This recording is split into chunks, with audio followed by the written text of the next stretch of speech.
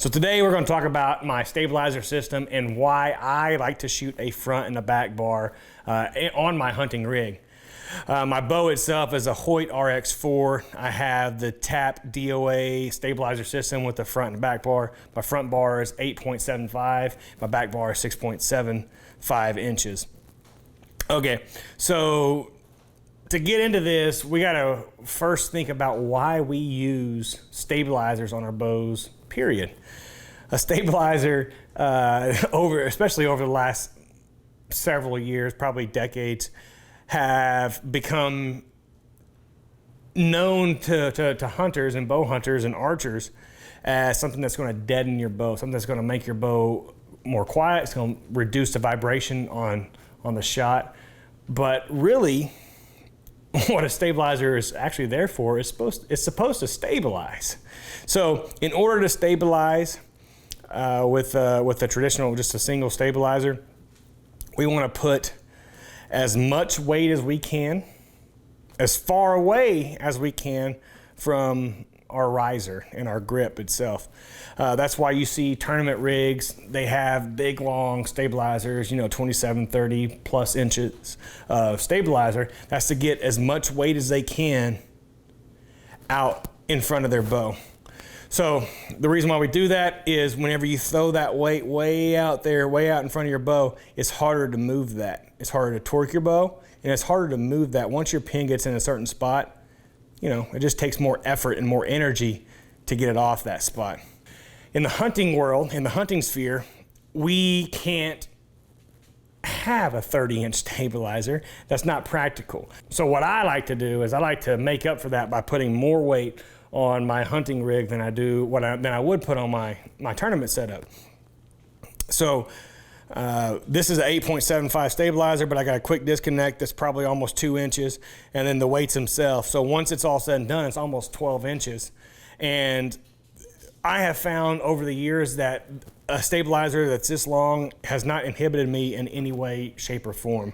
I've been on spot and stalks, crawling on my belly. I've been in the mountains and high country. I've been in a lot of places, and I've never found to have a 12-inch bar on the front, and then this one is a 6.75. Once you get everything added on, it's probably close to 8. An 8-inch bar on the back, I've never found them to, hinder me in any way. It's never been cumbersome. It's never even been an issue. And that's what a lot of people think when they think of a pack bar in particular. They think you're going to be hitting it all the time. They think that it's going to be in the way for doing a spot and stalk. They think it is added weight when it comes to hunting mountainous terrain. But I like having a lot of weight on my bow for a couple reasons. One, I live in Oklahoma. I live in the Great Plains, and I hunt a ton in the western part of the United States, the Midwest, where the wind blows all the time. A heavier bow is harder to move than a light bow.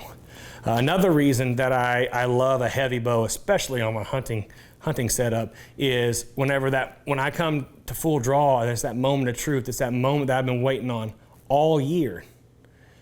I don't want this and my heart to get in the way of capitalizing on that moment. So a heavier bow is going to reduce my jitters. It's going to be harder for me to move that bow off of whatever point that I'm holding it on. So that's why I like to shoot a heavy bow when I'm out in the field. So one thing in particular about my setup is I'm shooting the DOA system from TAP, and not only does it have adjustable weights on the end of the stabilizers, the end of the back bar and then the front bar, it also, the shaft itself is hollow. They have a proprietary gel called Vortex that is inside of here that is really from the front half of the stabilizer going forward. If I were to take all the weights off this stabilizer and hold it, it would be forward weighted already. So now I add these weights on the end of it, and it's even pulling down even more. So let's take a step back and look at what we've done so far.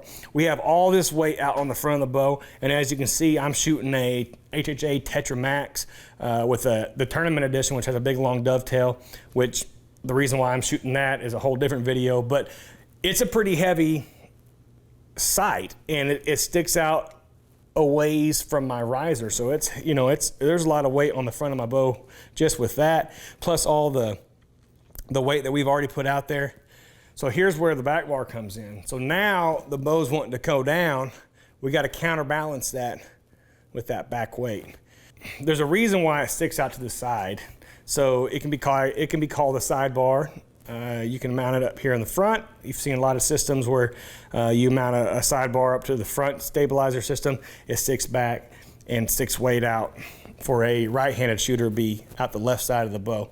The reason why we do that is to counterbalance all the weight that we have on, for a right-handed shooter, on the right side of the bow, which would be the sight, the quiver, even the rest. All that weight is wanting your bow to, torque to the right. It's wanting it to pull to the right. So you put a lower weight, as low as you can get it, out to the left to even that up.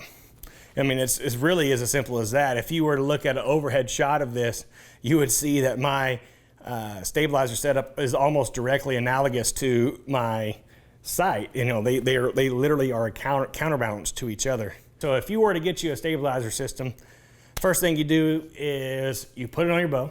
And I always like to start with equal weights on both sides and go out there and shoot. A lot of people will balance their bow not at full draw. And to me, that's not how I do it. I literally just do trial and error. So I'll start with the same amount of weight on the front and the same amount of weight on the back and start shooting and start feeling, because really all that matters is how that bow performs whenever while you're at full draw. When I draw back and I feel that bow wanting to pull down, pull down like this, then I'll add a weight on the back. If I feel like there's still, the bow is wanting to cant this way because my sight is too heavy, I'll put more weight down here. Or it could be the other way. Maybe my bow is wanting to pull this way as I'm at full draw. It's wanting to lean in. Well, now I take weight off the back because that will reduce that pull to the left. And whenever it's all said and done, and it takes some trial and error, but when it's all said and done, your pin will just float there. It'll float wherever you have it. So that is my stabilizer setup and why I like to shoot it and for the reasons I like to shoot it. Some guys are gonna have different opinions on that, and that's okay. If you have a different opinion, please comment, please DM me, do whatever you gotta do. I would love to hear your thoughts on it. I just know that this particular setup, my particular philosophy and my whole system has worked for me over the years, and it has performed for me whenever the moment called for it. And so I don't see myself drifting away from this anytime soon, but I'm always open to hear what works for other people and their reasoning behind that. So please, thank you guys so much for watching this video. Please comment, DM your thoughts on my stabilizer system, your stabilizer system, why you use it. I just appreciate the watch. Thank you.